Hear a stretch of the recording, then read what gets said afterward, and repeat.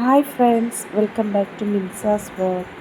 ഇന്ന് നമ്മൾ ഉണ്ടാക്കാൻ പോകുന്നത് ബ്രേക്ക്ഫാസ്റ്റിനൊക്കെ നമുക്ക് ഉപയോഗിക്കാൻ പറ്റിയ ഒരു കോളിഫ്ലവർ കറിയാണ്. അപ്പോൾ അതെങ്ങനെയാണ് ഉണ്ടാക്കുന്നതെന്ന് നോക്കാം. ആദ്യം തന്നെ കോളിഫ്ലവർ അരിഞ്ഞെടുത്തതിന് ശേഷം നന്നായി കഴുകുക. അതിലേക്ക് നമുക്ക് ഉപ്പും മഞ്ഞൾപ്പൊടിയും ഇട്ട് നന്നായിട്ടൊന്ന് തിളപ്പിച്ചെടുക്കണം.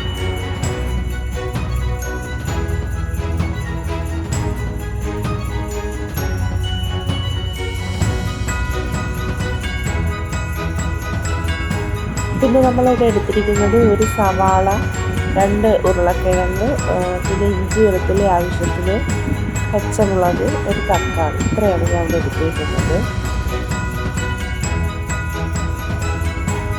നമ്മുടെ കോളിഫ്ലവർ ഇവിടെ ഊറ്റി മാറ്റി വെച്ചു.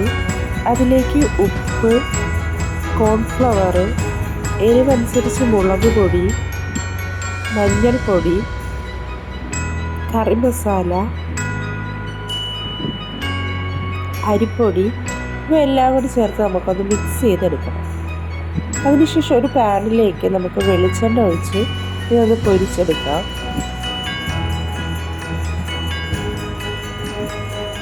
ഈ ഒരു പരുവം എത്തുമ്പോഴത്തേക്കാണ് നമ്മൾ പൊരിച്ച് പാറ്റേണ്ടത്.